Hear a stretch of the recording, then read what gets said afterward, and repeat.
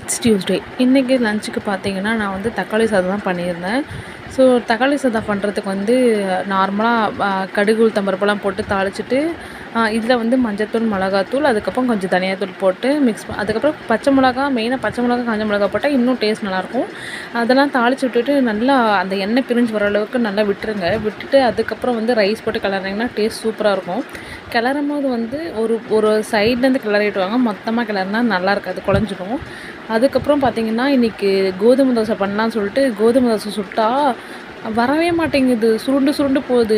தண்ணி மாரி ஆயிடுச்சான்னு தெரில. இது எப்படின்னு தெரில. 2 டைம் பண்ணிவிட்டு திருப்பி சுத்தமாக முடியவே இல்ல. அதுக்கப்புறம் 3 டைம் தான் வந்து நல்லா வந்துச்சு. ஸோ கோதுமை தோசையும் சட்னியும் சாப்பிட வச்சுட்டு லஞ்சுக்கு வந்துட்டு தக்காளி சாதமும் முட்டையும் வேக வச்ச முட்டையும் பேக் பண்ணிவிட்டு ஈவினிங் ஸ்நாக்ஸ் வந்து பக்கத்துலேயே நின்றுட்டு எனக்கு பிஸ்கெட் தான் வேணும் நின்றுட்டு அடம் பிடிச்சிருந்தா பிஸ்கெட்டும் டேட்ஸும் வச்சு ஸ்கூலுக்கு அனுப்பியாச்சு.